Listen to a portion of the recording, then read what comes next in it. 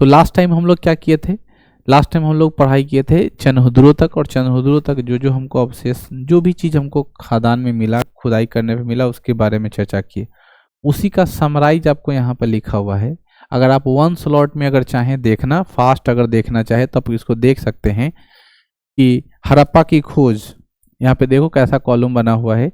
हड़प्पा की खोज किसने, अभी वर्तमान क्षेत्र कहाँ है, तो हड़प्पा का वर्तमान क्षेत्र मोंटगोमरी जिला पश्चिम पंजाब पाकिस्तान में पड़ता है। खोज किसने किया, राय बहादुर दयाराम सहनी, हीलर और माधव स्वरूप वस्त। ये नाम याद इसलिए रखना जरूरी होता है कि ये तीनों देता है, बोलता है इनमें से एक से अधिक, ठीक है ना। तो ऐसे राय बहादुर दयाराम सहनी भी है, लेकिन उनके साथ कौन कौन है, हीलर और माधव स्वरूप वस्त भी है। इनकी खोज कब हुई थी, 1921 में। कौन नदी किनारे है, क्या क्या मिला था, उस दिन पढ़ाए थे। अन्न भंडार मिला, कांस की गाड़ी मिला, पारदर्शी वस्त्र पहन लेते हुए एक मूर्ति मिला, गरुड़ मिला, चित्रित मुद्रा है, उसके बाद मछुआरा का चित्र मिला है, शंख का बैल मिला है, और कांस दर्पण मिला है। समझ में आ गया, चूंकि कांस युग है इसीलिए कांस का दर्पण भी मिला। मोहनजोदड़ो पाकिस्तान का ही इलाका है। राखालदास बनर्जी और मार्टिमर हीलर के द्वारा किया गया था 1922 में। किस नदी किनारे, सिंधु नदी किनारे। स्नान घर कहाँ मिला, मोहनजोदड़ो में। पुरोहितों का आवास कहाँ मिला, मोहनजोदड़ो में। महाविद्यालय कहाँ मिला, मोहनजोदड़ो में। 16 मकानों की बैरक कहाँ मिला, मोहनजोदड़ो में। कांच से निर्मित नग्न महिला की मूर्ति, समझ रहे हो ना, माने औरत लंगटे मिला, ठीक है ना, कहाँ मिला, मोहनजोदड़ो में, ठीक है। नंगा औरत की फोटो जो मिली वो कहाँ मिले, ठीक है ना।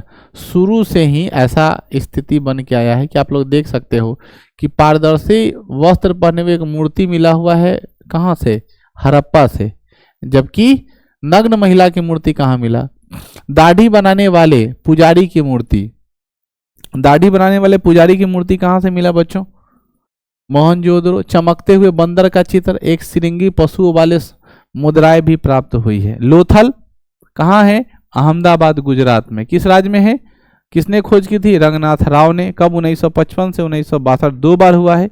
किस नदी किनारे है बच्चों, भोगवा नदी के किनारे। किस नदी किनारे, भोगवा नदी किनारे। लोथल किस नदी किनारे है, भोगवा नदी किनारे। क्या मिला, गोदी बारा मिला, वृत्ताकार तथा चौकोर अग्नि वेदिका मिला है। अग्नि वेदिका मतलब जहाँ पे अग्नि को रखा जाता है, स्थापित किया जाता है, वेदी बनाना जिसको बोलते हैं। तो गोलाकार भी मिला, और कैसा मिला है बउआ, वृत्ताकार, चौकोर भी मिला। हाथी का दांत मिला है। चावल और बाजले पर 2 मुँहे राक्षस का अंकन, फारस की मुहर, घोड़े की मृग मूर्ति, 3 युक्ति समाधियां भी मिला है। चालाक लोमड़ी का चिन्ह भी मिला है, ठीक है ना। चालाक लोमड़ी की तो कहानी आप लोग सुने, तो उसका भी चिन्ह हमको कहाँ मिला है, लोथल, ठीक है ना। चनहुद्रो के बारे में जो सिंध पाकिस्तान में मिला है, अर्नेस्ट मैके और एनजी मजुमदार, ठीक है ना। कौन सा, चनहुद्रो में सिंध पाकिस्तान का इलाका है, किसने खोज की थी, अर्नेस्ट मैके और एनजी मजुमदार ने की थी। कब की थी, 1931 में। किस नदी किनारे पर है, सिंधु नदी। पाकिस्तान का इलाका जो भी होगा, आंख मूंद के किसमें मारेंगे, सिंधु नदी। क्या मिला है, मनक बनाने का कारखाना। मनक मतलब होता है मोती, समझ में आया। तो मनक बनाने का क्या मिला, कारखाना मिला। बिल्ली का पीछा करते हुए कुत्ते का साक्ष्य, लिपस्टिक का, कांस गाड़ी का, वक्राकार ईंट का, कंघी का, 3 घड़ियाल तथा 2 मछलियों के अंकन वाली, और कंघी, ऐनक जो बताए थे, ठीक है ना। जो श्रृंगार की सामग्री भी हमको कहाँ मिला है, चनहुद्रो से प्राप्त हुआ है। कालीबंगान राजस्थान में हनुमानगढ़ के पास। इसका खोज करता है अमलानंद घोष, ब्रजवासी लाल एवं बीके थापर, ठीक है ना। और बीके थापर साहब कब किए थे ऐसा काम, 1953 में। किस नदी किनारे, घग्गर नदी किनारे। क्या क्या मिला है, मुद्रा मिला, काजल और पाउडर प्राप्त हुआ है। हाई देखो, ये ऊपर वाला पार्ट है, बुझे, इसमें का नहीं सोच लेना। ये मुद्रा, काजल, पाउडर प्राप्त हुई, कहाँ से हुई है, ये सब उसी में का है। किसमें, लोथल, चनहुद्रो से प्राप्त हुआ है। यहाँ मिला है जूते हुए खेत का साक्ष्य, भूकंप के साक्ष्य, अग्नि हवन कुंड, अलंकृत ईंट, चूड़िया, संभवतः एक साथ फसल बोने की साक्ष्य मिली है। याद रखना, श्रृंगार की सभी सामग्री कहाँ मिला है, चनहुद्रो में, लेकिन चूड़ी कहाँ मिला है, कालीबंगा में मिला है, ठीक है। राखी गढ़ी हिसार हरियाणा में मिला है। सूरजभान ने इसकी खोज की थी 1969 में। किस नदी किनारे पर, घग्गर नदी किनारे। किस नदी पर, घग्गर नदी पर। और क्या मिला, तांबे की कुछ उपकरण मिला है। हड़प्पा लिपि युक्त मुद्रा भी प्राप्त हुई है। जबकि बात हम लोग कोट दीजी की करते हैं सिंध पाकिस्तान में, तो धुर एवं फजल अफजल खान ने इसकी खोज की थी 1935 और 1955 में। किस नदी किनारे पर? सिंधु नदी किनारे पर। और यहाँ क्या मिला? किलेबंदी का साक्ष्य नहीं है, कच्चे ईंटों के मकान और चूल्हे हमें प्राप्त हुए हैं। क्लियर है? उसके अलावा भी जैसे यहाँ पे कुछ और इलाका है जो छोटा छोटा इलाका है, एक बार में देखते हैं। बनवाली है, ठीक है ना, जो भी हरियाणा में, हिसार हरियाणा में ही पड़ता है, ठीक है ना। उसके बाद रोपर है, वो रूपनगर पंजाब में इलाका है। रंगपुर कठियावाड़ गुजरात का इलाका है। आलमगीर है मेरठ का। सुतकोटा ये आपको याद है, ठीक है ना। दास नदी किनारे पर सबसे पश्चिमी क्षेत्र आलमगीरपुर, पूर्वी क्षेत्र याद होगा आपको, मेरठ उत्तर प्रदेश में है। मांडा जम्मू कश्मीर सबसे भारत का क्या है, या सिंधु घाटी सभ्यता का सबसे उत्तरी क्षेत्र आपको याद है, चिनाब नदी किनारे पर। वहां पे क्या मिला है? बेबीलोन से व्यापार करने का साक्ष्य, बंदरगाह, चॉट, ब्लेड, हड्डी के वानगर और मुहर के भी साक्ष्य मिले हैं। सुतकोह जो है वो पेरिन बलूचिस्तान का इलाका है, जॉर्ज लेस ने किया था। शादी कौर नदी के किनारे पर है। 2 टीले और मेजभांड के कुछ साक्ष्य मिले हैं। जबकि सुर कोटदा जो है वो कच्छ गुजरात में प्राप्त है। जगतपति जोशी ने 1964 में खोज की थी। किस नदी किनारे पर? सरस्वती नदी किनारे पर। और आपको बताया था कि कलश सावधान और घोड़े की हड्डी और तराजू का पलड़ा भी हमें प्राप्त हुआ है। ये तो समराइज है, इसलिए मैंने इसको फास्ट पढ़ दिया, क्योंकि आपको इसको ना डिटेल में आपको हम सारा बात पढ़ा चुके हैं, समझा चुके हैं। क्लियर? अब जो हम लोग को पढ़ना है बच्चों, इसके जस्ट बाद वो पढ़ना है कालीबंगान के बारे में। किसके बारे में? कालीबंगान। तो कालीबंगान के बारे में सबसे पहले समझिए। चनहुद्रो तक हमने पढ़ाया था, अब किसके बारे में शुरू कर रहे हैं? कालीबंगान के बारे में शुरू कर रहे हैं। कालीबंगान की खुदाई 1953 ईस्वी में बीबी लाल एवं बीके थापर के द्वारा किया गया था। नाम बड़ी आसान है, ठीक है ना।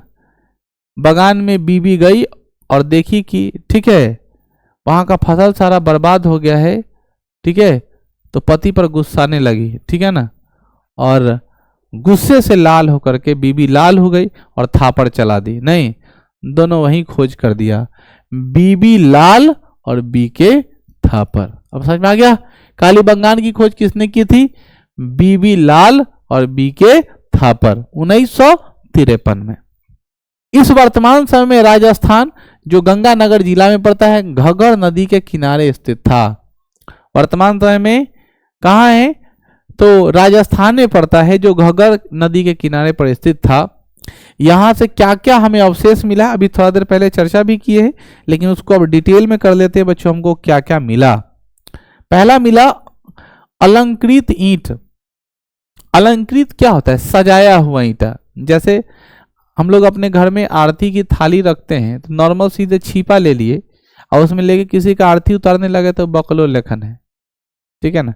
अब उसी को मार्केट में कस्टमाइज करके प्लास्टिक का ही खूब वेलवेट लगा हुआ के खूब अच्छे से सजा उजा के कादू को लैस उस लगा करके आपको बेच देता है, तो आप उसको बड़ी आसानी से खरीद लेते हैं। तो क्या क्या हुआ है? अलंकृत किया हुआ है, सजाया हुआ है। तो ईंट को जब सुंदर सजा दिया जाए तो आपको पता नहीं लगेगा। बात समझ में? जैसे आप मान लीजिए घर में पलंग को आप ऊंच कर रहे हैं और नीचे सीधे, बहुत अच्छा घर है, हमें ईंटा सीधे लगा देते, कितना बकवास लगेगा। तो आप ईंट को अलंकृत करिए, मतलब खूब अच्छे से सजाइए, उसको बढ़िया से पॉलिथीन में रखो के लपेट उपे दीजिए, ताकि कंफ्यूज हो जाए लोग कि ईंटें हैं कि लकड़िए है कि क्या है। अलंकृत ईंटा, सजाया हुआ ईंटा कहाँ मिला? कालीबंगान में मिला। एक साथ 2 फसल उगाने का प्रमाण, यानी बहुफसली प्रक्रिया। एक साथ 2 फसल, आज हम लोग 3, 4, 5 फसल उगा ले रहे हैं एक साथ, ठीक है। जानकारी के लिए बता दें, फसल से हमको याद आया है, पूरे भारत में नीति आयोग की रिपोर्ट के अनुसार मुजफ्फरपुर जिला को, ठीक है ना, पोषण के क्षेत्र में, किसके क्षेत्र में? पोषण के क्षेत्र में, स्वास्थ्य के क्षेत्र में और कृषि के क्षेत्र में नंबर 1 माना गया है। पूरे भारत में फर्स्ट रैंक मिला है। कितना रैंक? First rank. अब हमको जब से ये सुने हैं और देखे हैं पेपर में, तब से हमको पच नहीं रहा है। इसलिए नहीं पच रहा है कि भारत की कितनी दुर्दशा होने वाली है स्वास्थ्य के मामले में, और भारत का हेल्थ सेक्टर कितना खराब है। तुम कल्पना करो कि जहां स्थिति बद से बदतर है, वो आदमी सबसे टॉप पर है। तो जहां खराब होगा उसका स्थिति कैसा होगा। 1 नंबर जिला मिला है किसको, मुजफ्फरपुर को। बुझे कि नहीं बुझे, ये हालात है। यहाँ कृषि बहुत अच्छा होता है, कितना अच्छा कृषि होता है तो आप लोग देखिए रहे, बहुत आधुनिक तरीके से होता है, जिसमें लोग खेतों की जुताई करके अब बांस पर लड़का का बैठा के दौरा दौरा के खेती कर रहा है। ये आधुनिक तरीका की खेती है। हाँ, इतनी स्थिति खराब है, स्वास्थ्य का, पोषण का, यहाँ के बच्चे का ग्रोथ बहुत अच्छा है, दिखाई दे रहा है कितना बढ़िया ग्रोथ है। हवा ठीक से फूंक दे तो उधिया जाए, ऐसा किस अनुसार से ये किया हुआ है मतलब सर्वेक्षण। नीति आयोग पर भी हमको अब शक लगता है। लेकिन चलिए मान लीजिए मुजफ्फरपुर जिला पूरे भारत में नंबर 1 जिला है और आप वहां के सेंटर में रहते हैं, इससे बड़ा गौरव का क्या बात होगा। आइए, जुता हुआ खेत, पक्की मिट्टी का स्केल, स्केल समझते हैं ना, चीन्हा पड़े वाला, तो पक्की मिट्टी का स्केल मिला, कांसे मिट्टी की बनी हुई चूड़ी मिली, कांसे की चूड़ी जिसको हम लोग कह सकते हैं कांसा का चूड़ी मिला हुआ है, और मिट्टी की बनी हुई चूड़ी मतलब माटी का भी चूड़ी पहन रहा है लोग और कांसे की भी चूड़ी पहन रहा है। टूटता है, मिट्टी का बर्तन भी तो फूटता होगा, अंतर है। लेकिन क्या करो, उस जमाने में कुछ नहीं तो आप लोग तो देखते हो ना, कान में भी कुंडल लोग मटिए का बनाकर पहन लेता था। बार बार हम वही कह रहे हैं कि आपके पास है उस तरह का व्यवस्था, लगातार टूटेगा लगातार बनेगा, क्या दिक्कत है। अग्नि कुंड कैसा बच्चों, त्रिकोण हवन कुंड, बुझे। हवन कुंड के कहां प्रमाण मिले हैं, कालीबंगान से मिले। अग्नि कुंड में अवशेष यह प्रमाणित होता है कि इस सभ्यता के लोग कर्म कांड में विश्वास रखते थे। कौन कांड में, कर्म कांड में। सबको कर्म कांड में विश्वास रखना चाहिए, बुझे। बहुत लोग कहता है कि हवन करने से क्या होगा, भस्म हो गया, जल गया, ठीक बात है, ये बात हम मानते हैं कि चीजों का, लेकिन इससे कर्म कांड की विधि व्यवस्था बनी रहती है, इसलिए ये कुतर्क वाली बात है, ठीक है, ये सब कुतर्क की बात है। आगे बढ़ते हम लोग, अगला है अग्निकुंड के बाद ये प्रमाण हम लोग को मिला, उसके बाद ये कालीबंगान की कहानी खत्म होती है। अगला हम लोग पढ़ते हैं जिसका नाम है वनमाली। किसका नाम है, वनमाली। वनमाली हिसार हरियाणा में है, अभी थोड़ा देर पहले चर्चा कर रहे थे। ये वर्तमान समय हरियाणा में स्थित है। इसकी खुदाई रविंद्र सिंह बिष्ट के द्वारा 1973 ईस्वी में किया गया। इस सभ्यता का एकमात्र स्थल था जहां की सड़कें जालीनुमा आकृति में फैली हुई थी। इसके अतिरिक्त जितने भी स्थल मिले वहां की सड़कें एक दूसरे से समकोण आकार पर काट रहे थे। अब क्या है सो समझिए। जालीनुमा कहने का मतलब एक के लंग से जेने तेने फैलल, एक के लंग से बहुत रास्ता जेने तेने गया हुआ। तो जालीनुमा सड़क का प्रमाण कहां मिला है, वनमाली में मिला। जबकि सिंधु घाटी सभ्यता का सड़क का जो कंडीशन था वह एक सड़क दूसरे सड़क से कैसे जुड़ता था, 90 डिग्री मतलब समकोण जुड़ता था। जैसे ये को सीधा रेखा हो गया तो अगला जो रोड जुड़ेगा वो एकदम एलंग से सीधा जुड़ेगा, चाहे इनने जुड़ेगा तो एकदम सीधा जुड़ेगा। ऐसा नहीं कि यही लंग से ऐसे घूम गया, ऐसे ऐसे, ये सब नहीं चले। तो समकोण क्या होता था, घूमता था। वनमाली में सड़कों का कंडीशन आपको समझ में आया, कैसा घूमता था बच्चों, समकोण घूमता था। बात करें हम लोग बात कि अगला लाइन कहता है कि वनमाली से पकी हुई मिट्टी का हल का प्रमाण मिला है, साथ ही यहां से मिट्टी के बर्तन का भी प्रमाण मिला है। जमाना था मिट्टी का बर्तन का, चूंकि कांस का हम लोग प्रयोग शुरुआती किए थे, ठीक है, तो मिट्टी के चूड़ी, मिट्टी के बर्तन, मिट्टी के हल, ठीक है ना। अब तुम ही बताओ कि मिट्टी का हल कितना मजबूत होता होगा कि चल जाएगा, वो तो बज्जर मट्टी में जाएगा तुरंत ही टूट जाता हो।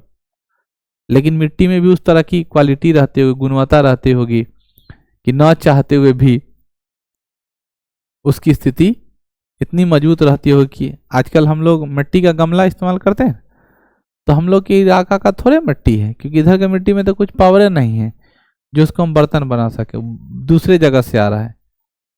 तो दूसरे जगह से आ रहा होगा तो वहां की मिट्टी की क्वालिटी तो बहुत अच्छी होगी, तभी ना आ रहा है इधर बन के, है कि नहीं। चलिए हम लोग बात करते हैं अगला जगह का, उसका नाम क्या है, रोपर। रोपर के बारे में बच्चों कहा गया है कि वर्तमान समय में यह स्थल भारत में पंजाब के सतलज नदी किनारे, किस नदी किनारे, सतलज नदी के किनारे बसा हुआ था। इसकी खुदाई 1953 ईस्वी में यज्ञदत्त शर्मा के द्वारा किया गया।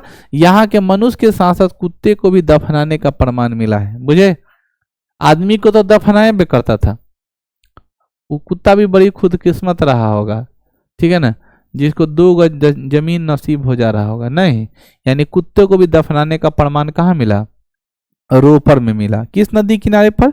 सतलज नदी किनारे पर। सतलज नदी किस राज्य में है? पंजाब में। इस पर कौन सा बांध है? हीराकुंड बांध। कौन बांध? हीराकुंड बांध। याद रखिए कौन सा बांध है? हीराकुंड बांध। रंगपुर की चर्चा करते हैं।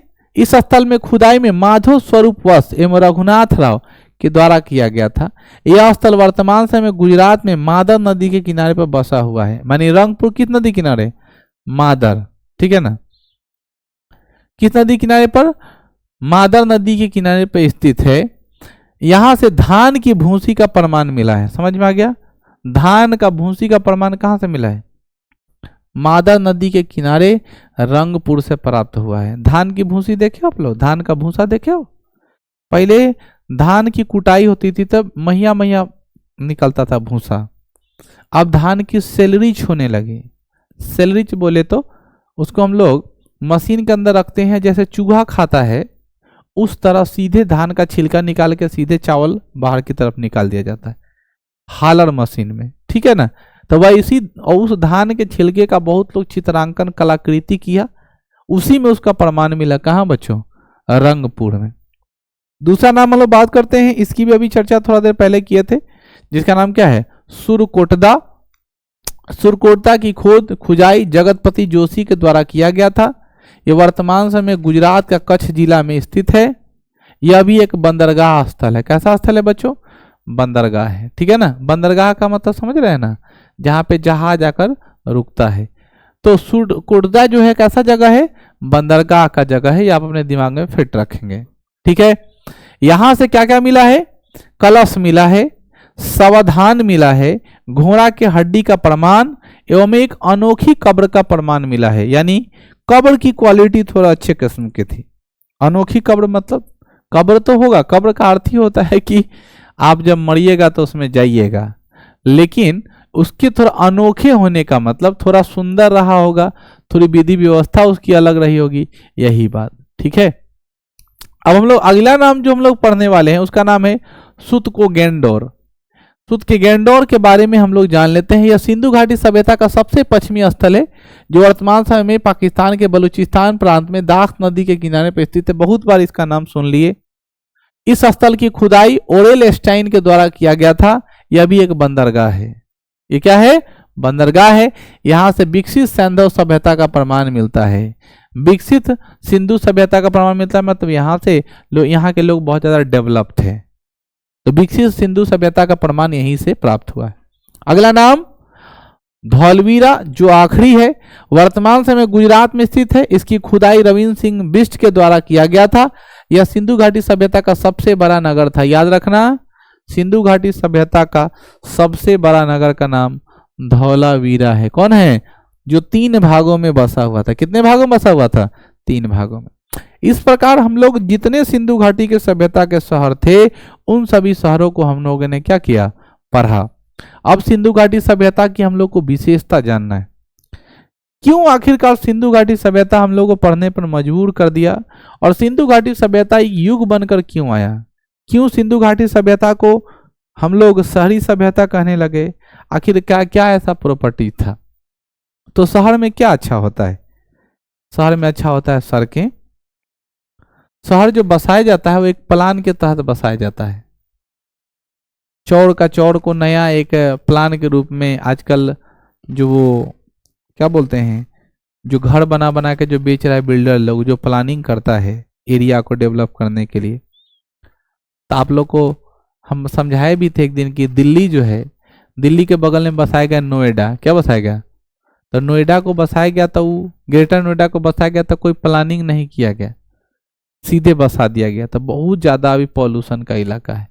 लेकिन उसी को देख करके हरियाणा का बॉर्डर का इलाका जो है वो जो बसाया गया उसको क्या किया गया? प्लानिंग के तहत बसाया गया। तो वहाँ पर पेड़ पौधा ही सब लगाया गया, तो वहाँ दिक्कत उतना नहीं होता है।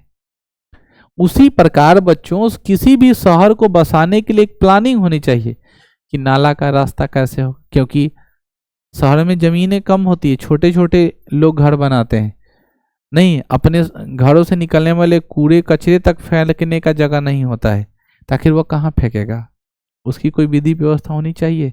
तो एक समुचित विकास का प्रणाली ये तब दिखाई दिया जब ये सारे गुण सिंधु घाटी सभ्यता में मिलने लगे, तब हम लोग कह सकते थे कि यह क्या है, सिंधु घाटी सभ्यता एक नगरीय सभ्यता थी, जबकि मेसोपोटामिया की सभ्यता एक ग्रामीण सभ्यता थी। हो सकता है वहां गांव वाला विधि व्यवस्था मिले हो।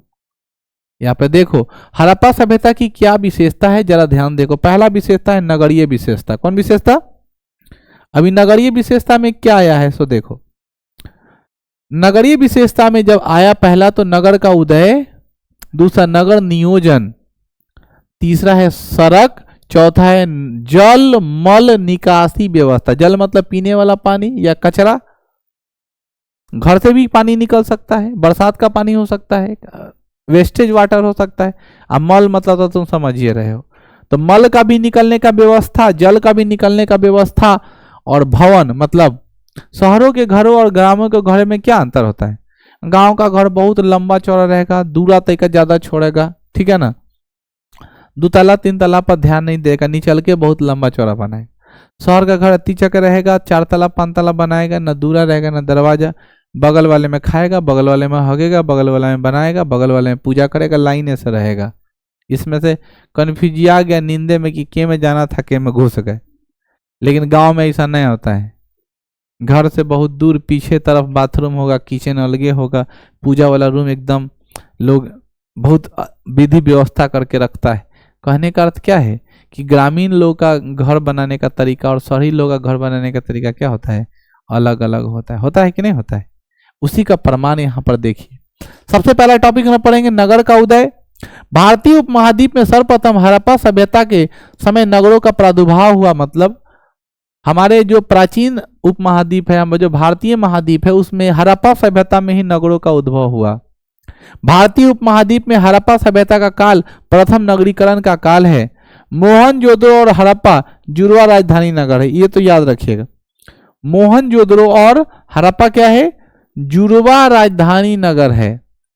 पहला हम लोग नाम चर्चा करते हैं कि शहर के बारे में। हड़प्पा सभ्यता का पोत पतन नगर, बंदरगाह नगर, मतलब कहाँ कहाँ बंदरगाह था, अभी तो नाम सुने थे। पहला कौन है, लोथल। हड़प्पा सभ्यता के समुद्र तटीय नगर है सुतकोडर और सुतकाको। समझ में आया। नगरीय संरचना नगर नियोजन में हड़प्पा सभ्यता की सर्वाधिक प्रमुख विशेषता यह है कि यह सुनियोजित नगर व्यवस्था थी। सुनियोजित नगर व्यवस्था का मतलब पेयजल की व्यवस्था क्या होनी चाहिए, सड़क की व्यवस्था क्या होना चाहिए, पानी किस तरीके से आएगा, बाढ़ का पानी इसको परेशान करेगा कि नहीं। अब जैसे मान लो ये मोहल्ला बस गया, इस मोहल्ला का कोई भी प्लान फिक्स नहीं है, सुनियोजित तरीके से बसाया नहीं गया है, इसीलिए इस मोहल्ले में पानी हमेशा लगा रहता है।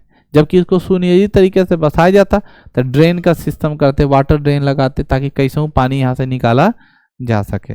तो उस जमाने में कितना लोग डेवलप रहा हुआ कि इस चीज को वो लोग पा लिया। आगे बात करते हैं कि हड़प्पा सभ्यता के नगर नियोजन की 2 प्रमुख विशेषताएं। पहला, नगरियों का द्विस्तरीय विभाजन। आखिरकार हड़प्पा सभ्यता का नगर नियोजन का प्लान किस पर काम कर रहा था। शायद आज के लोगों के, आज के नगर निकाय को इस रूल को अपनाना चाहिए।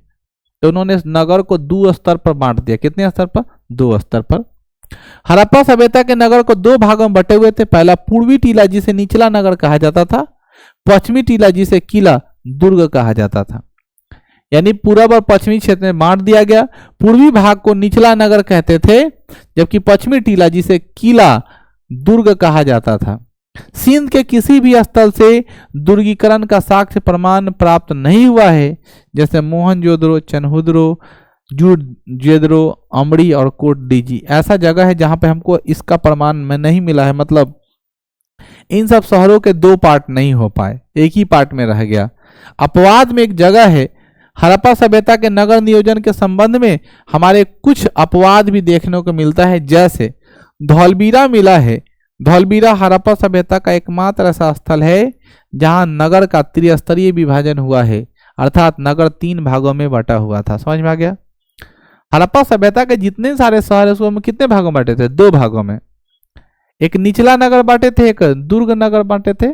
लेकिन अपवाद में क्या है, धौलवीरा जो जगह है उसको कितने भागों में बांटे थे, 3 भागों में बांट दिए। पहले भाग का नाम रखा गया पश्चिमी टीला किला, दूसरे का नाम रखा मध्यमा बाजार और तीसरा का नाम रखा पूर्वी टीला निचला नगर। अब समझ में आ गया। तो ये दोनों तो ऑलरेडी पहले से था, बीच में कौन घुसाया, मध्यमा बाजार।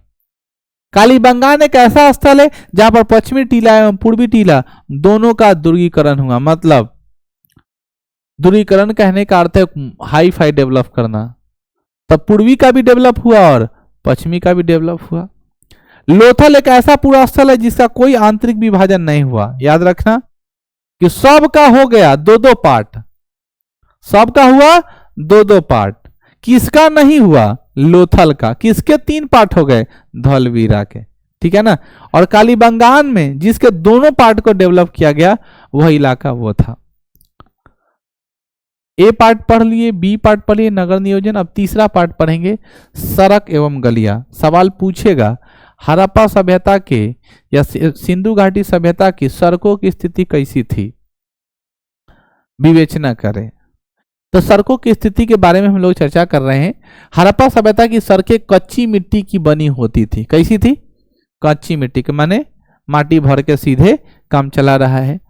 हड़प्पा सभ्यता की सड़कें एक दूसरे को समकोण काटती थी। अभी मैंने आपको पढ़ाया कैसे करता था, समकोण। लेकिन एक ऐसा जगह था जहां पे जाल जाल बिठा हुआ था, उसका नाम था वनमाली। क्या नाम था, ठीक है ना। जिसके कारण यह पूरा शहर आयताकार या वर्गाकार खंडों में विभाजित हो जाना था।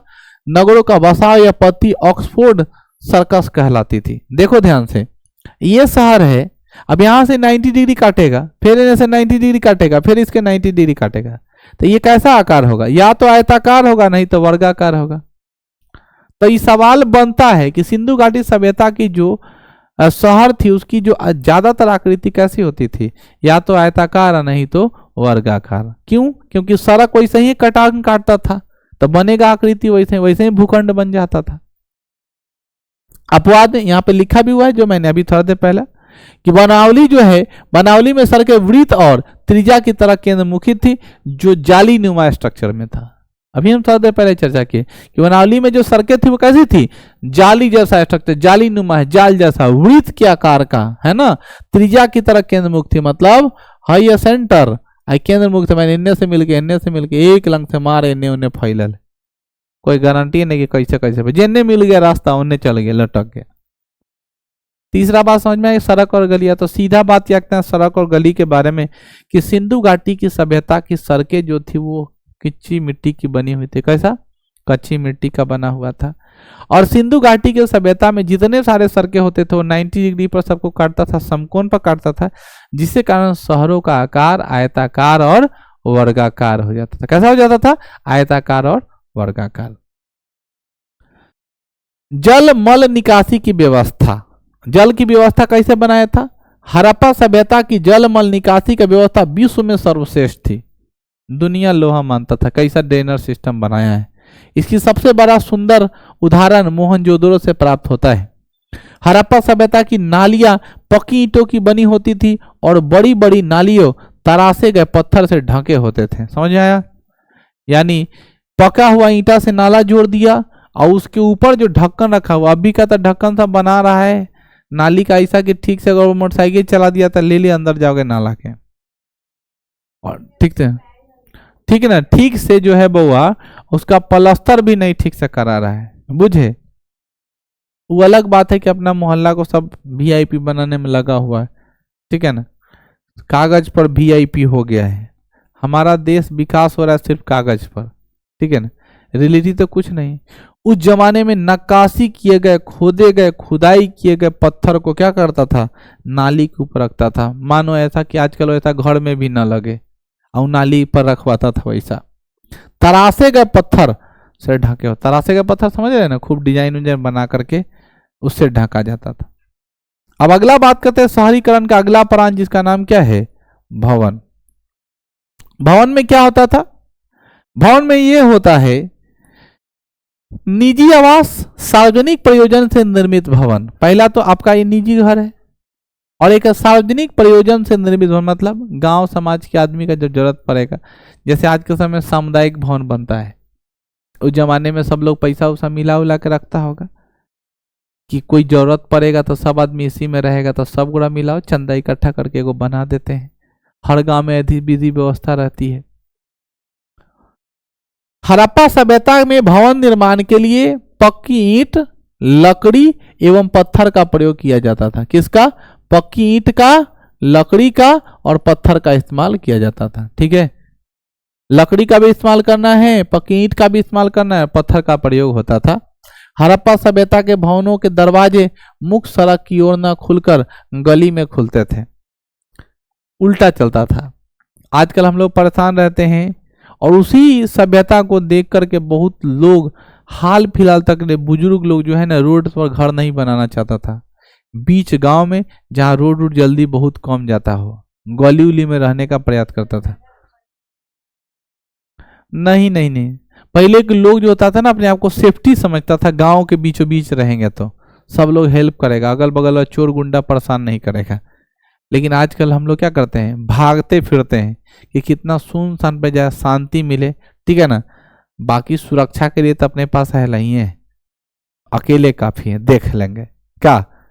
लेकिन पहले के लोग क्या होता था, जबरदस्ती लोगों के साथ रहना चाहता था। तो यही बात है बच्चों, वो सिंधु घाटी सभ्यता के काल से चला आ रहा है। ठीक है, कि हड़प्पा सभ्यता के जो मेन गेट के दरवाजे जो होते थे वो सड़क की तरफ नहीं खुलता था, गली में खुलता था। बुझे? उसी को कॉपी करके बनाए बाद में कि मेन गेट में भी गेट रखा और पीछे भी गेट रखा, गली में इमरजेंसी गली में निकल रहा है और मेन गेट का था दरवाजा है। सबके घर में ऐसा रहता है। ठीक है, अब हम लोग क्या ये सब व्यवस्था नहीं की, उस तरह का व्यवस्था नहीं की। अब पीछे जाकर क्या होगा, चलो आगे मैंने तभी मजबूरी बन जाता है कि कोई गेस्ट आ गया तो वही में जाना है, आना है। पहले वो नहीं होता था, दूरा पर गेस्ट बैठल है, आदमी आ भी जा रहा है, जा भी रहा है, क्योंकि पीछे से दरवाजा है, आराम से निकल रहा है, पता भी नहीं चलता था। अब बात करते हैं सार्वजनिक भवन की। सार्वजनिक भवन कैसे होते हैं? मोहनजोदड़ो से प्राप्त सार्वजनिक भवन, हड़प्पा से प्राप्त सार्वजनिक भवन, लोथल से प्राप्त सार्वजनिक भवन, तीन तरह के सार्वजनिक भवन हमको प्राप्त हुए। सड़क विधि व्यवस्था समझ में आई, शहरीकरण समझ में आया। शहरीकरण का पहला भाग था जो मैंने आपको बताया। दूसरा भाग क्या है? सार्वजनिक भवन। कहाँ कहाँ से मिला है? मोहनजोदड़ो मिला, हड़प्पा मिला, लोथल मिला। अब कहानी सुनो। मोहनजोदड़ो से प्राप्त सार्वजनिक भवन में किला या दुर्ग वाले भाग से पट्टी ईंटें निर्मित संरचनाएं प्राप्त हुई। पहला बृहत स्नान घर। कौन घर? बृहत मतलब सबसे बड़ा स्नान घर मिला मोहनजोदड़ो में। उसके बाद क्या मिला? अन्नागार मिला। कहाँ मिला? मोहनजोदड़ो में। पुरोहित का आवास, कॉलेज भवन, खंभों वाला सभा भवन कहाँ मिला?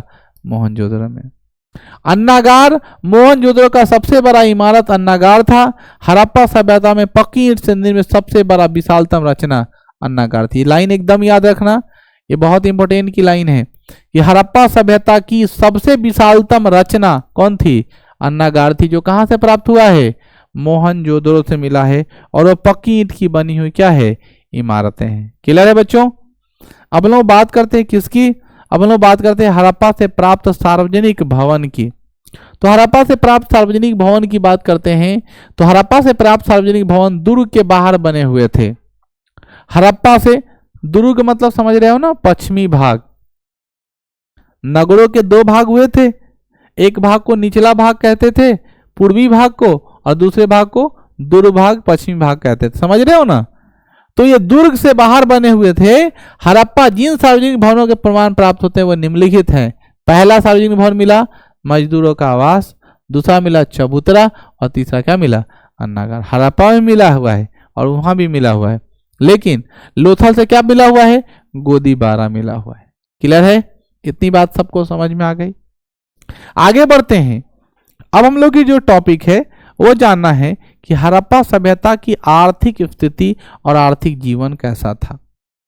तो हम लोग नगर प्लान समझ लिए, नगर में क्या क्या था, तो नगर की विधि व्यवस्था देखे और हड़प्पा कालीन जो सार्वजनिक भवनें हैं, जो मकान है, उसके बारे में हम लोगों ने पढ़ा।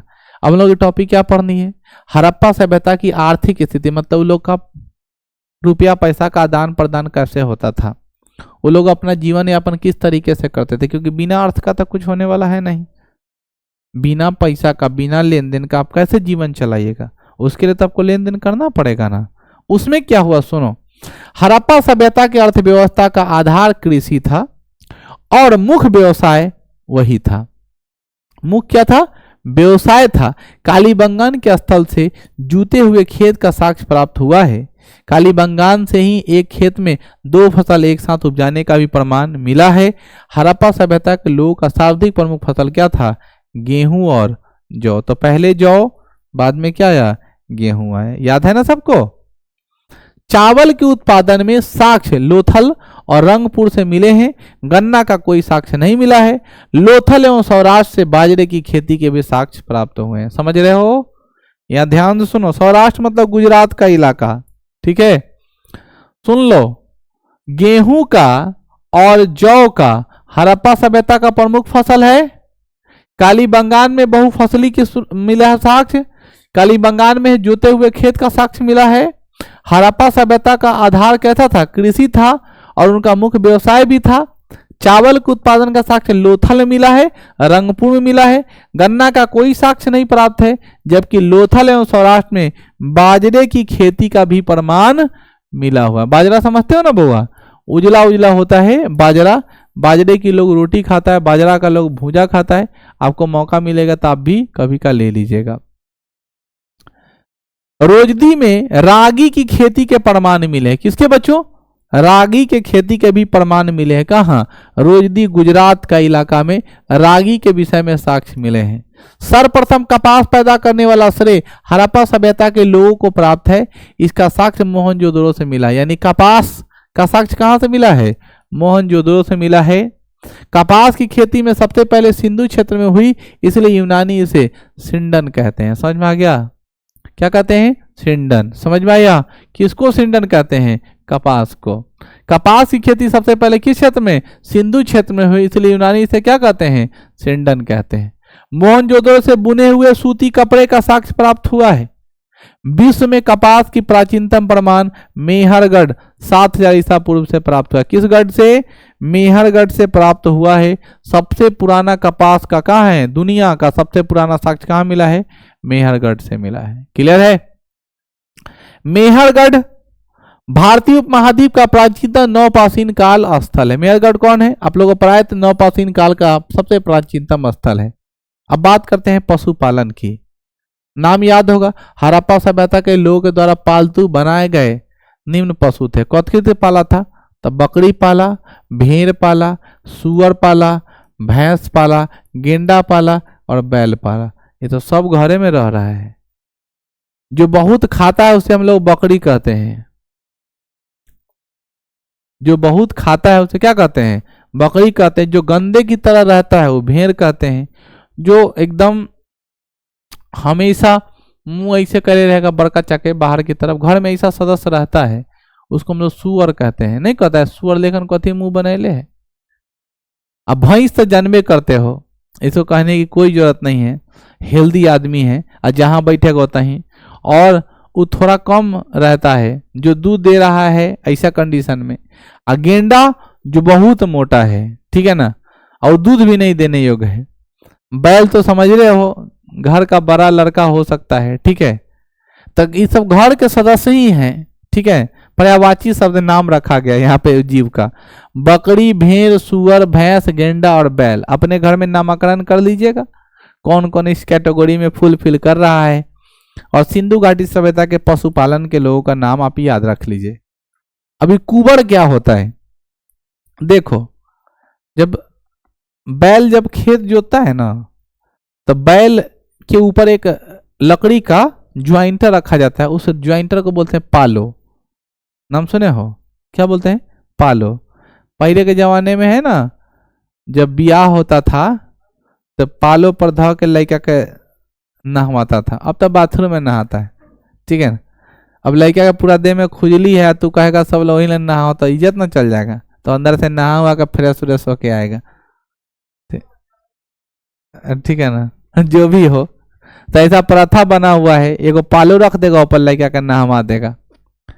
वो कहा है समझ रहे हो, लोड दे रहा है कि अब जिंदगी भर से बैले लेखन हो वाला हो तो रहा, ठीक है ना, समझ ले। पूरा लोड लेके और तुमको खींचना है एकदम आगे की तरफ। और वो जो पालो उसी बैल पर रखा जाता था जिस बैल के कुबड़ बहुत अच्छे होते थे, माने टीला। ये बैल है ना, तो बैल के ऊपर है ना इतना ऊंच रहता था गोंद लेकर, यहाँ पर पालो रख दिया जाता था। अब जिसका टीली छोटी जगह होता था वो पालो जल्दी से आगे की तरफ गिर जाता था। इसीलिए वैसे बैल बहुत महंगा होते हैं जिनके कुबड़ क्या होते हैं, ज्यादा होता है। अगर समझ में ना, जिसका कुबड़ बहुत अच्छा हो, मोटा हो, बड़ा हो, उस लोगों का दाम पहले बैल का ज्यादा मिलता था। समझ में आई? तो कुबड़ वाला बैल का बहुत जरूरत होता है। हल के 3 पार्ट होते हैं। एक होता है हरीस, नाम सुने हो? हरी जो होता है ना शादी ब्याह में उसका इस्तेमाल करते हैं। जब मड़वा जब बनता है तो आप एगो लेके वो क्या बोलते हैं, घैला ले जाता है, वहां पर हला देता है एक छोटा सा, वो हरीस होता है, हरीस। ठीक है, पालो हरीस इस सब का जरूरत पड़ता है शादी विवाह में। जो इससे जुड़ा हुआ व्यवसायी आदमी है, हजाम हो गया, ठीक है ना, ये वो सब इस सब व्यवस्था करके पहले से रखता है, भले डुप्लीकेटे रहे लेकिन रखा रहता है। ठीक है, कुबड़ वाला बैल इसका धार्मिक महत्व है। बिना कुबड़ वाला बैल इसका समान महत्व है सिर्फ खेतों में। ठीक है ना। कुबड़ वाला बैल का क्या है बच्चों, आप लोग सुने हो? बसहा बैल का नाम सुने हो? बसहा बैल क्या होता है? वो दिव्यांग होता है, लांगर। अब किसी भी अंग से लांगर हो, आंख में तय सानी डैमेज लटक जाएगा, देह में तय सानी मांस लटक जाएगा। एगो पैर के बदला 2 पैर हो, देह में के से कोई सामान लटक गया तो भगवान हो गया। तो वही तो हम कह रहे हैं कि ये क्या कैसी मानसिकता है कि अगर किसी पशु के शरीर में 2 अंग लटक गया तो वो बैल नहीं बसहा बैल हो गया, और लोग उसको प्रणाम कर रहे हैं। एगो हाथ के बदला एगो और हाथ में लटक जाए, चाहे आंख में एगो और आंख लटक जाए नीचे, तब तो हमारा रिजेक्ट कर देगा आदमी, कहेगा बाप रे तो विकलांग हो गया। तो एगो हाथ के बदला एगो और हाथ लटका लेंगे, वैसे हम भगवान हो जाएंगे, लोग सब पूजा करेगा, माला माल हो जाएंगे। तो बसहा बैल की यही कहानी है, सब ढकोसला है बउआ, समझ में आई? कुबड़ वाला बैल सर्वाधिक प्रिय पशु है। कुबड़ वाला बैल क्या है? सर्वाधिक प्रिय पशु है। हड़प्पा सभ्यता के लोग गाय और सिंह से अपरिचित थे। मतलब हड़प्पा सभ्यता के लोग ना गाय को समझता था और ना शेर को समझता था, दोनों से अपरिचित था। माने उसका सामने आ गया तो कहता ये कथी है रे। शेर अगर सामने आ जाए तो कहता था ये कथी है, उसको नहीं समझ, अपरिचित था। बाद में पता चला एगो दूहे वाला है या एगो तो जाने ले वाला है। बाघ कुत्ता और बिल्ली से परिचित है। मतलब कुत्ता को चिंते थे, बिल्ली को भी चिंते थे और बाघ को भी चिंते थे, लेकिन शेर को नहीं चिंते थे और गाय को नहीं चिंते थे।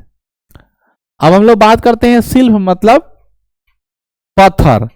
शिल्प उद्योग की हम लोग चर्चा करते हैं। सबसे पहले स्वर्णकार चांदी, सोना और रत्नों के आभूषण बनाते थे। सिंधु घाटी सभ्यता में ऐसा प्रमाण मिला है कि जो सोनार होता था वो किसके आभूषण बनाए? चांदी के, सोना के और रत्नों के। रत्न मतलब समझते ना, मूंगा, नीलम, ठीक है ना, जो जो हम लोग पहनते हैं, पन्ना हो गया, जो जो पहनते हैं ना, ये सारे स्टोन, उसको रत्न बोलते हैं। तो रत्न के बनाते आभूषण। सोना चांदी संभवतः अफगानिस्तान से और रत्न दक्षिण भारत से आते थे। किस भारत से? दक्षिण भारत से। समुद्र है उस इलाके के, दक्षिण भारत के स्रोत से हम लोग निकालते थे रत्न, और अफगानिस्तान से क्या मंगाते थे? सोना और चांदी। कुम्हार के चाक का अधिक प्रचलन था तथा हड़प्पाई लोग मृदभांडों में अपनी प्रमुख विशेषता थी। ये मृदभांड को चिकना और चमकीला बनाते थे। मतलब मिट्टी के बर्तन को कैसा बनाते थे? चिकना और चमकीला। बुझे कि नहीं? बहुत अच्छा बर्तन बनाते रहे होंगे उस जमाने में कि चिकना और बहुत अच्छा चमकीला बनाते होंगे। शायद इन लोग का मार्केट बहुत अच्छा पकड़ा रहा होगा। ठीक है, अब बात करते हैं किसकी? व्यापार और वाणिज्य की। वो तो हो गई शिल्प और उद्योग की। अब क्या व्यापार करते थे? वे धातु के सिक्के का प्रयोग नहीं करते थे। संभवतः वे सभी प्रकार के आदान प्रदान विनिमय द्वारा करते थे। वे पहिया से परिचित थे तथा हड़प्पा में ठोस पहियों वाली गाड़ियां प्रचलित थी। ठोस पहिया मतलब लकड़ी का पहिया हो सकता है। आप लोग लकड़ी का चक्का वाला गाड़ी देखे? टमटम गाड़ी, ठेला उला, मशीन उसीन में लगाया रहता था पहले चक्का लकड़ी का। आप लोग सिर्फ यही बात कहिए कि सर हम गुड़कावना देखे लकड़ी का चक्का का। वो तो सब देखा होगा, तो लड़का में अभियोग दे देता है रियल में चक्का काम करता हो और लकड़ी का हो, ऐसा तो नहीं देखे होंगे। नहीं, आप लोग की उम्र बहुत कम है हो। आगे बढ़िए। मोहनजोदड़ो से मिट्टी के कांसे, मोहनजोदड़ो से मिट्टी व कांसे की 2 पहिए वाली खिलौना गाड़ी, चनहुदड़ो से मिट्टी की 4 पहिए वाली खिलौना गाड़ी मिली है। समझ में, यहां भी खिलौने की गाड़ी मिली। लोथल से अल्वेस्टर पत्थर का एक बड़ा पहिया, बनावली से सड़कों पर बैलगाड़ी के पहिए के निशान भी प्राप्त मिले हैं। उन्होंने उत्तरी अफगानिस्तान में अपनी वाणिज्यिक बस्ती स्थापित की थी, जिसकी सहायता से उनका व्यापार मध्य एशिया के साथ साथ चलता था। बहुत सी हड़प्पाई मुहरें मेसोपोटामिया की खुदाई में निकली है, जिसमें प्रतीत होता है कि हड़प्पा के लोगों मेसोपोटामियाई नागरिकों के साथ कई प्रथा का अनुकरण किया था।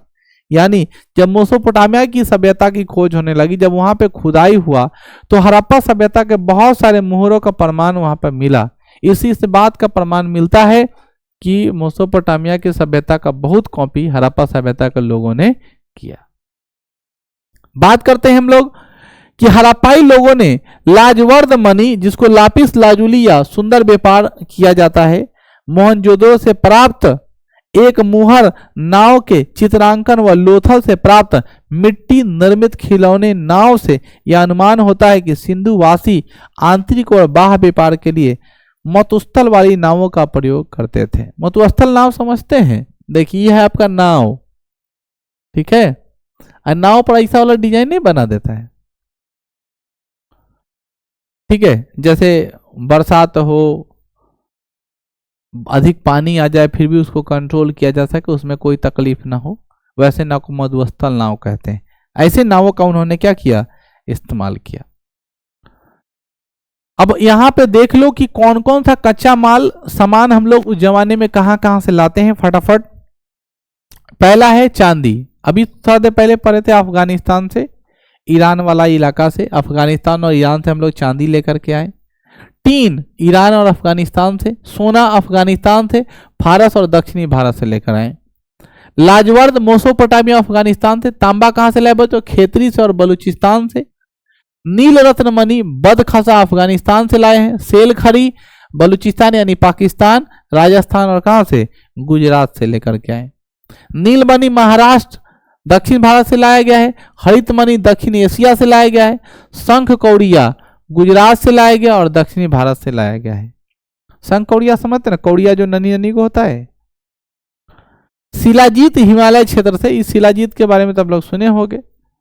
शिलाजीत एक तरह का खनिज है जिसका इस्तेमाल अपने शरीर के विभिन्न रोगों को मुक्त करने के लिए करते हैं, गुप्त रोगों के इलाज के लिए करते हैं, शारीरिक शक्ति वर्धक बनाने के लिए इसका इस्तेमाल करते हैं, बुझे। और अगला है सीसा, ईरान, अफगानिस्तान, राजस्थान। सीसा मतलब वो नहीं समझिएगा जो मुंह देखे वाला। सीसा मतलब क्या? पीबी, लेड, बुझे ना। लेड कहां से मंगाए हैं हम लोग? ईरान और अफगानिस्तान। तो उस जमाने में संपदा के मामले में आपको समझ में आ रहा है, अफगानिस्तान कुछ ज्यादा ही डेवलप था। आज तो कंगाल बना बैठा है क्योंकि गलत लोगों के हाथ में पहुंच गया है। सिंधु सभ्यता के काल में पोत निर्माण एवं नावों के द्वारा समुद्री व्यापार होने की पुष्टि लोथल से प्राप्त गोदीबारा के साक्ष्य से होती है। 2350 ईसा पूर्व के आसपास और उसके आगे से मेसोपोटामियाई अभिलेखों में मेलुहा के साथ व्यापारिक संबंध की चर्चा की गई है। मेलुहा सिंधु घाटी क्षेत्र का प्राचीन नाम है, समझ गए। मेलुहा सिंधु क्षेत्र का क्या नाम है? प्राचीन नाम है। तो यानी सिंधु घाटी सभ्यता का एक हड़प्पा सभ्यता भी है और नाम क्या है? मेलुहा। समझ में आया? ये भी एक नाम मिलता है जो प्राचीन अलग अलग जगहों पे मिला। बात करते हैं हम लोग मेसोपोटामिया के पूरा लेखों में 2 मध्यवर्तीय व्यापार केंद्र का उल्लेख भी प्राप्त हुआ, जिसमें दिलामुन और माकन भी थे। उस दोनों अभिलेख का क्या नाम है? दिलमुन और माकन। ये दोनों मेसोपोटामिया और मेलुहा के मध्य स्थित थे। दिलमुन की पहचान फारस की खाड़ी के बहरीन से की जाती है। सारगोन की सुमरियस लेख में बहरीन यानी दिलमुन को उगते हुए सूरज का देश कहा गया है। कौन सूरज का देश? उगते हुए सूरज का देश। मेसोपोटामिया से जल एवं थल दोनों मार्ग से व्यापार के प्रमाण मिले हैं।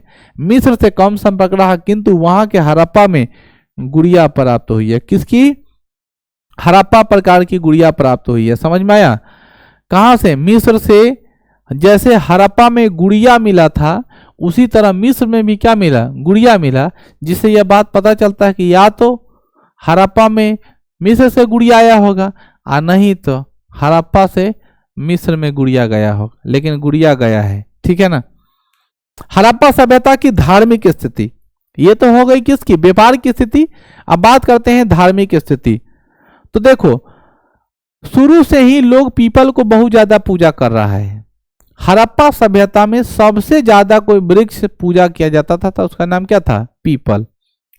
हालांकि गवर्नमेंट को चाहिए कि सार्वजनिक स्थल तौर पर आजकल सरकार पीपल का पेड़ नहीं लगवा रही है, वो लगाता है इंग्लिश पेड़, यूके लिपस्टिक। ठीक है ना, बुझे। तो यूके लिपस्टिक लगाने से क्या होगा, उसको लगाना चाहिए भारत का लिपस्टिक, पीपल। ठीक है ना, उसको लगाएगा तो वायुमंडल ज्यादा शुद्ध होगा। वो लगाता रहा यूके लिपस्टिक का पेड़, वो लंबा लंबा हो जा रहा है, पातर पातर, उसमें कुछ छाया नहीं मिल रहा है, न कुछ हो। विदेशी पेड़ लगा रहा है, उसको देसी पेड़ लगाना चाहिए। पीपल का पेड़ तेने उन्हें बउआ रहा है, खाली प्रशासन आया कहे यार स्वर खाली पीपले रोप दो तो क्या दिक्कत है। जितने सार्वजनिक स्थल है पहले, वहां पे बड़े बड़े पीपल का वृक्ष होते थे, वहां पे लोग बैठता था, छांव मिलता था, वायुमंडल शुद्ध रहता था। आज के समय में क्या है, पीपल का नामो निशान धीरे धीरे क्या हो रहा है, खत्म हो रहा है। तो सर्वाधिक लोग पूजा किस वृक्ष करता था, पीपल का। हड़प्पा सभ्यता में सर्वाधिक प्रमुख देवता कौन है, पशुपति। कौन देवता है, पशुपति। मोहनजोदड़ो से प्राप्त एक मिट्टी की मुद्रा पर त्रिमुखी देवता का अंकन किया गया है। शिव की उपासना सबसे पहले हड़प्पा सभ्यता में शुरू हुई और भारतीय सभ्यता में सिंधु सभ्यता की देन है। समझ में आ गया। यानी शंकर भगवान की पूजा की शुरुआत किस सभ्यता में, सिंधु घाटी सभ्यता, हड़प्पा सभ्यता से मिला हुआ है। हड़प्पा सभ्यता में नारी देवियों में सर्वाधिक प्रमुख है कौन देवी, मातृ देवी। यानी देवता पशुपति और देवी मातृ देवी। हड़प्पा से प्राप्त एक मिट्टी की मूर्ति जिसमें योनि से वृक्ष का निकलते हुए दिखाया गया है, पृथ्वी की उर्वरता की देवी के रूप में उपासना की ओर इंगित करता है। कहने का अर्थ कि योनि मतलब जो उसका जन्नांग है उस मूर्ति का, उसे एक पेड़ निकलता हुआ दिखाई दे रहा है। इसका अर्थ ये है कि ये मातृ देवी है, मतलब ये धरती जो है इसी से ही सबका सृजन हुआ है, उसका अर्थ यही है, उसी ओर इशारा करता है। पृथ्वी की उर्वरता को देवी के रूप में उपासना की, उर्वरता की देवी किसे कहा गया है, पृथ्वी को, और उपासना की इंगित करता है। सार्वजनिक पूजा की जाने वाला वृक्ष कौन सा है, पीपल का वृक्ष है। मैंने आपको बताया कि सबसे ज्यादा पीपल के वृक्ष की पूजा की जाती थी।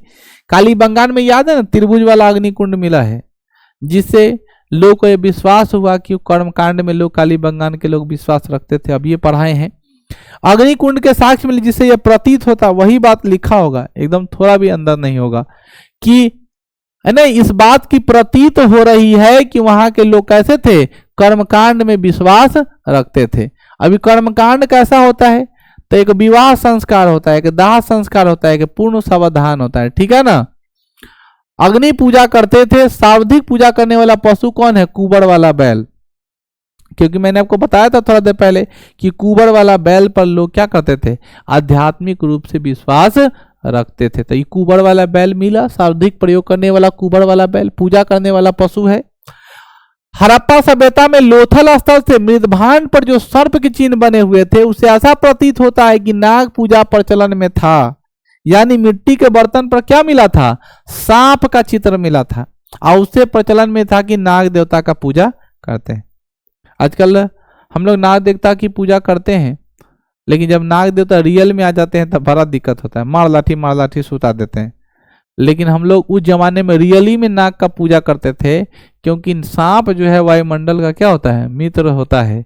वह वायुमंडल के बहुत सारे दूषित हानिकारक गैसों को क्या करता है, सोख लेता है, प्रदूषण से बचाता है। इसलिए सांप को मारना नहीं चाहिए। और वो अलग बात है, रेयर केस में बहुत स्थिति खराब है कि या तो वो नहीं तो हम, ठीक है। जैसे मान लो कि बाथरूम करने बैठिया, सामने एक बैग मिल गया, तब ऐसी स्थिति में क्या करोगे।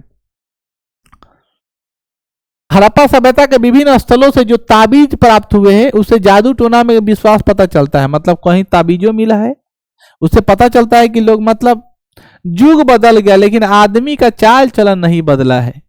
इससे पता चल रहा है साफ साफ कि पहले वाला आदमी और आज वाले आदमी में कोई अंतर नहीं है। उस सिंधु घाटी सभ्यता से शुरुआत हुआ तब, अच्छा आज पहले के लोग भी ताबीज लटक के बउआ रहा है, और आज भी धीरे धीरे एक एक करके हम सब चीज हटा दिए। अब बजरंग बली जो पहनते होते थे सब कंठी माला, ठीक है ना, सब हटा दिए। कहने का अर्थ क्या, इस सबसे कुछ होने वाला नहीं है। बहुत ज्यादा आप विश्वासी आदमी बनिएगा, धीरे धीरे जब आपको लगेगा कि बाप रे सब ढोंगे टाइप का लग रहा है, समय से इसका इस्तेमाल करो, इस सबको हटाओ, इस सबसे कुछ होने वाला नहीं। ठीक है, बजरंग बली का हनुमान चालीसा पढ़ने से आदमी का डर भाग जाता है ना। बॉर्डर पर का आदमी जब सामने बंदूक जब चलने लगता है, बड़ा बड़ा परमाणु मिसाइल बनने लगता है, कितना बड़ा हनुमान चालीसा बजा दोगे तो कुछ होने वाला है, सब मरेगा। सभ्यता के विभिन्न स्थलों से ताबीज प्राप्त हुए, इससे जादू टोना में विश्वास पता चला है। साधा नगरों की खुदाई से किसी मंदिर के अवशेष नहीं मिले हैं। मोहनजोदड़ो से प्राप्त मुहर पर स्वास्तिक का अंकन सूर्य पूजा का प्रतीक माना जाता है। यानी स्वास्तिक का प्रमाण कहां से मिला है, मोहनजोदड़ो से मिला हुआ है। हड़प्पा सभ्यता में मृतक संस्कार की 3 विधियां प्रचलन में थी। पूर्व सावधान, पूर्व सावधान मतलब, ठीक है, ले गए और सबको अंदर हला दिए, पूर्व सावधान हो गया। आंशिक सावधान मतलब लाश को आधा जलाए, आधा अधपका करके पानी में उड़ेल दिए, पूरा नहीं जला पाए। एगो तो पूरा जलाइए दिए, एगो आंशिक जलाए। एगो दाह संस्कार, दाह संस्कार कहने का मतलब है पहले पूरा से जलाएंगे और जलाने के बाद उसमें एक हड्डी अवशेष लेकर जल में जाकर के छोड़ेंगे। बात समझ में आई। तो एक है पूर्ण सावधान, एक है आंशिक सावधान, एगो है दाह संस्कार। तभी कौन प्रचलन में है, दाह संस्कार प्रचलन में। बात समझ में आई। ये दोनों नहीं होता, ये हो जाता है जब जाइएगा बड़े बड़े शहर में जहाँ पे लकड़ी की बहुत ज्यादा किल्लत है, तो 10 किलो 15 किलो लकड़ी रखेगा, आधा पका लाश किया, उन्हें उड़ेल दिया, जैसे पानी में उड़ता मछली उछली जाकर नोच नोच के खा गया। स्थिति बहुत खराब है। जब तक आपके शरीर में प्राण है तब तक आप आदमी है, जैसे ही मरे लाश हो जाइएगा तुरंत है। बाबा दाई कोनो के भाई बहन को पति पत्नी थे, जो भी थे, सारा रिलेशन खत्म। लाश कब फूकत है, लाश कब फूकत है, ऐसे लोग बोलेगा तय कर देवे। तो आज ये मान लो तुम लाश हो, ठीक है ना, ऐसे भी लाश बनना है, वैसे भी लाश बनना है। होगा तो बहुत बड़ा होगा, कुछ ना होगा तो रोडे पर बगवाएंगे। बहुत ज्यादा टेंशन लेने का जरूरत नहीं है। ये मान के चलो कि हम मर गए, लाश है हम, होने दो। अब लाश कुछ सुनता है, लाश को कुछ बोलो कोई फर्क पड़ता है, हम लाश हैं। हड़प्पा सभ्यता में कब्र के बहुत कम साक्ष्य प्राप्त हुए हैं, इसीलिए ऐसा कहा जा सकता है कि मृतक संस्कार की सर्वाधिक प्रचलित विधि दाह संस्कार ही थी। मतलब वहां लाश के बहुत कम प्राप्त हुए हैं। लोथल में युग सावधान के साक्ष्य मिले, अर्थात लोथल एक ही कब्र में एक पुरुष एक स्त्री को एक साथ दफनाने का प्रमाण मिला, यानी पति पत्नी एक के साथ जाता था। वेणु बाद में सब सीखा था, सती प्रथा करने लगा। लोथल में मिला कि मर्दा मौगी के एक में दफने ला। अब वो मर्द है कि मौगी ही नहीं बता सकते, लेकिन स्त्री पुरुष तो था। बात समझ में आई। हड़प्पा कालीन युग का कला देखिए, उस जमाने में कौन कौन आर्ट था, तो कला पहले सुनिए। हड़प्पा सभ्यता की लिपि क्या है, चित्रात्मक है। चित्रात्मक मतलब पिक्चोग्राफ। अब जैसे आप लोग जिसको आज के समय में इमोजी कहते हैं, तो अगर आप किसी को इमोजी भेज भेज के बतिया ले रहे हैं, वो आपका समझ जा रहा है फीलिंग, हालांकि सबको समझ में नहीं आता इमोजी का मतलब, सीधे भेज रहा है। हमरो नहीं समझ में आता, ऐसा नहीं कि हमको आता है। एगो खाली ये फीलिंग वाला आता है कि एगो लाल दिल भेज देना है, एगो टूटल दिल भेज देना है, एगो भोंकल तीर वाला भेज देना है।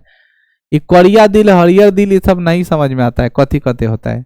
नयका लड़का हो सके बहुत आता है, छोटकी बहन सबसे पूछोगे तो जल्दी बताएगी क्या का मतलब कथी होता है। हमनी के कुछ नहीं समझ में आता है, तो उन्हीं को पता होगा कहीं। तो उस जमाने का जो टाइम था वो कैसा था, चित्रात्मक था। मतलब चित्र बना दिया, अब समझ जाना है कि कथी बतिया रहा है। जैसे अभी हम लोग किसी को ऐसे भेजते हैं इमोजी, इसका मतलब क्या होगा, आंख ऐसे को बंद करके कैसे करके खोला, ऐसा वाला नहीं इमोजी है, ठीक है ना। या दोनों आंख में दिल का फोटो बना कैसे भेज रहे हो, बहुत तरह का, एगो नीचा मुड़ी कर दिए, ऊपर मुड़ी, तो ऐसा फोटो बना देता होगा, और उसी भावना से तुमको पढ़ना है कि वो कह क्या रहा है। बुझे कि नहीं बुझे। हड़प्पाई लिपि में लिखावट में स्वरूप मुख्यतः दाई से बाई की ओर था। दाई से बाई की ओर मतलब जैसे मुस्लिम लोग लिखता है, हम लोग लिखते हैं बाएं से दाएं, और वो लिखल कैसे था? दाएं से बाएं। ठीक है। लिखावट की शैली को बुस्टोफेदम या गोमूत्रिका शैली कहा जाता है। बुस्टोफेदम शैली में लिखा हुआ लेख कालीबंगान से प्राप्त हुआ है। हड़प्पा सभ्यता के अधिकांश मृदभांड सादे थे जिनका रंग लाल होता था। हड़प्पा सभ्यता के कैसा था? सादा था, मतलब प्लेन। कलर कैसा? लाल। आज भी मिट्टी के बर्तन कैसे मिलते हैं बच्चों? लाल ही मिलते हैं। हड़प्पा सभ्यता के कुछ मृदभांड चित्रित भी होते थे। चित्र काले रंगों से बनाया जाता था जिसमें ज्यामितीय आकार प्रमुख था, मतलब त्रिभुज बना दिया, चतुर्भुज बना दिया, गोल गोल पार दिया, ज्यामितीय आकार का फोटो बना दिया। हड़प्पाई मृदभांड के बारे में कहा, काले रंग से चित्रित लाल रंग से मृदभांड मोहनजोदड़ो के सीप और लोथल से हाथी दांत का बना हुआ एक स्केल प्राप्त हुआ है। सुटकोता से तराजू का साक्ष्य मिला हुआ है। मूड़े तथा सेल खड़ी से स्टील की बनी हुई साल। और ये जो बात है मैंने आपको सबसे पहले बता दिया हुआ है, वो बात थारा फिर क्या है? रिपीट है कि मुहर में सबसे अधिक बैल की आकृति खुदी हुई मिली हुई है। मनका बनाने में सबसे अधिक सेल खड़ी का प्रयोग किया जाता है। मनका बनाने का कनखाड़ा कहाँ है? चनहुद्रो में था। हड़प्पा सभ्यता में मनका निर्माण कला सबसे ऊपर था, मतलब बहुत डेवलप था। उस जमाने में उतना कोई चीज डेवलप नहीं था जितना ये डेवलप बना करके रखा हुआ था। भारत में मूर्ति कला की शुरुआत हड़प्पा सभ्यता से हुई है। अरे भाई क्यों नहीं होगा? सब शुरुआत वहीं से हुआ है, तो वहीं से होगा। मोहनजोदड़ो से प्राप्त कांस्य की नर्तकी प्रतिमा गले में हार एवं एक हाथ में कंगन के अतिरिक्त पूर्णतः नग्न है और नृत्य के लिए पग प्रेक्षापन की मुद्रा में है। मतलब एक हाथ में कंगन है और पूरा लंगटे है, और नित्य मुद्रा करने का मतलब एगो टांग पर टांग ऐसे चढ़ाए हुए है, नित्य मुद्रा में। ऐसे हो सकता है हाथ ऊपर किए हुए, ऐसा मूर्ति कोई प्राप्त हुआ होगा। ठीक है। आग में पकाई हुई मूर्ति जिसको टेराकोटा कहा जाता है, से मूर्ति निर्मित फिंगरिंग के प्रमाण हड़प्पा सभ्यता के सभी स्थलों से प्राप्त हुए हैं। इसके बारे में कहता है कि मिट्टी के मूर्तियों में पुरुष से अधिक नारी की मूर्ति है। इस मूर्तियों का निर्माण खिलौने के लिए किया जाता था। बुझे? जाओगे मार्केट में अभी भी खिलौना खरीदने, तो पुरुष वाला खिलौना नहीं बिकाता है, लड़की वाला खिलौना ज्यादा बिकाएगा, गुड़िया ज्यादा बिकाता है। गुड्डा कौन खरीदता है? तो ये तो प्लास्टिकों में लोग लड़की औरत में इंटरेस्ट दिखाता है। और यहाँ देख रहे हो हड़प्पा सभ्यता से ही कालीन जो चले आ रहा है, उसमें ये सब हम कुछ गलत बात नहीं बोल रहे, स्थिति जो है वो है। ये लोग भी क्या किया हुआ है? नारी की मूर्ति अधिक मिला, काहे नहीं बनाएगा? औरत का मूर्ति ज्यादा इंटरेस्ट है। ठीक है ना? महिलाओं का मूर्ति खूब बना, पुरुष का मूर्ति बनने नहीं है। हड़प्पा सभ्यता के लोग गुड़िया निर्माण कला में दक्ष थे, जिसका प्रमाण चनहुद्रो से मिला। मैंने गुड़िया जी कहाँ मिले हैं? चनहुद्रो से। मिला कहाँ? मिस्र में।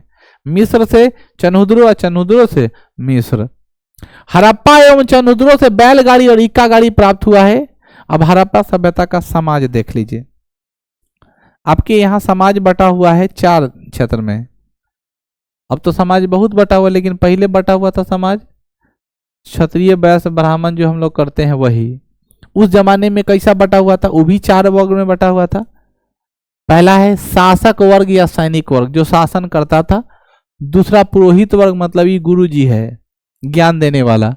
ये व्यापारी वर्ग है वैश्य समाज का। ये श्रमिक है, दास, मतलब गरीब आदमी, एक काम उम करना है।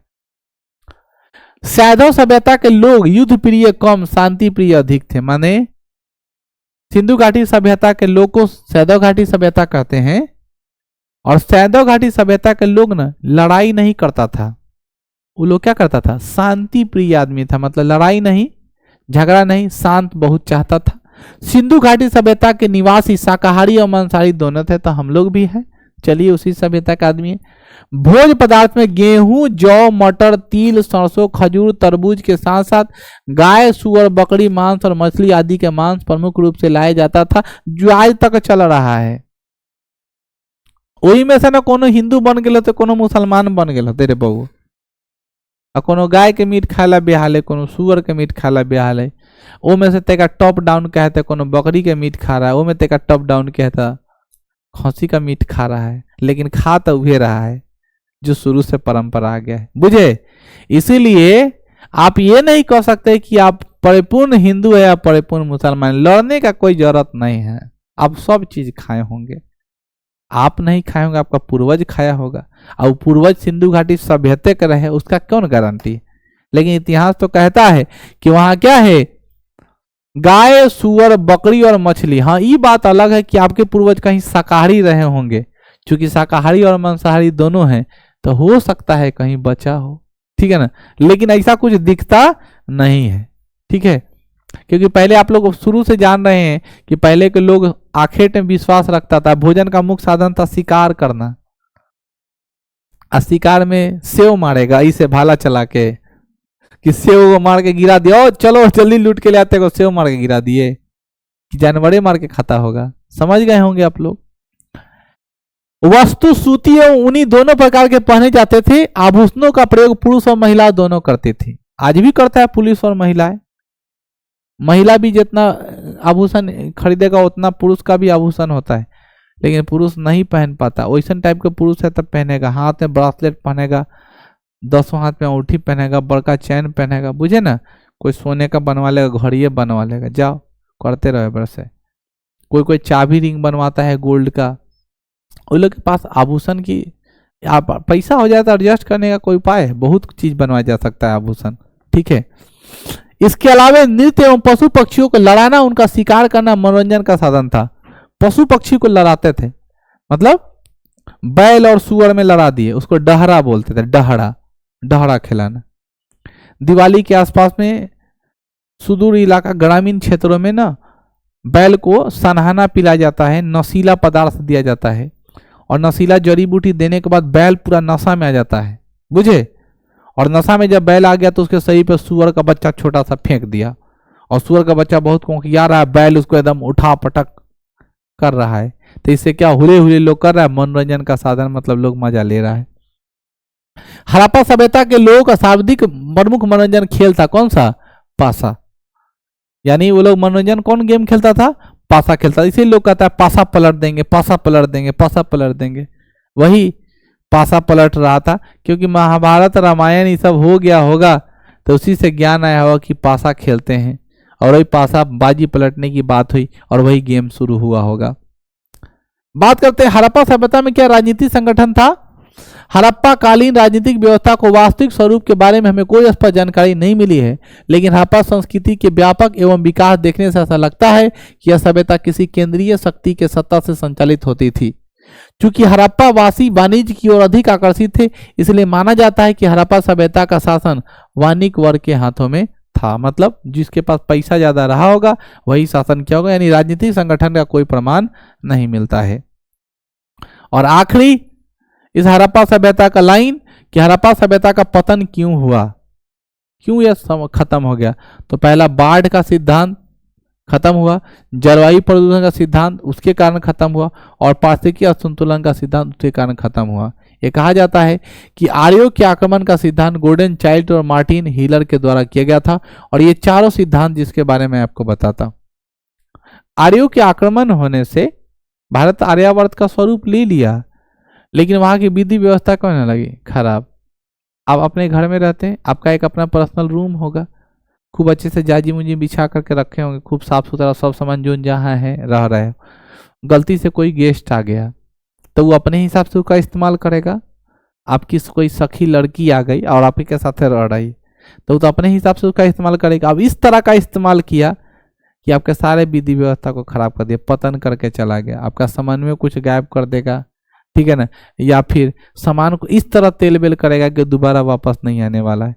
उसी तरह सिंधु घाटी सभ्यता में आर्यों का आगमन हुआ, बाढ़ की त्रासदी आई, बाढ़ से बर्बाद हुआ। चूंकि नदियों किनारे पर स्थित था, स्थिति बहुत खराब हुई। लगभग शहरों का कहानी, क्लाइमेट का वही कहानी है।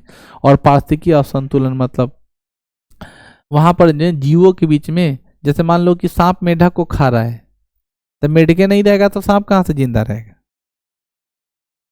पारिस्थितिकी तंत्र है कि घास को टिड्डा खा रहा है, टिड्डा को मेढक खा रहा है, मेढक को सांप खा रहा है, सांप को मोर खा रहा है। तो तुम कल्पना करो इसमें से 2 जीवे नहीं है तो क्या होगा, पारिस्थितिकी असंतुलन उत्पन्न होगा। तो डायरेक्ट तो ले नहीं सकता है। इसी असंतुलन के कारण भी हड़प्पा सभ्यता क्या हो गया, पतन हो गया। इस प्रकार सिंधु घाटी सभ्यता हम लोग कर लिए हैं। यानी सीधा सा बात समझो, हम लोग प्राचीन भारत का 5 लाख ईसा पूर्व से लेकर के 1750 ईसा पूर्व तक आज हम लोग पढ़ाई कंप्लीट कर चुके हैं। अब इसके बाद आप सभी का टेस्ट होगा, ठीक है।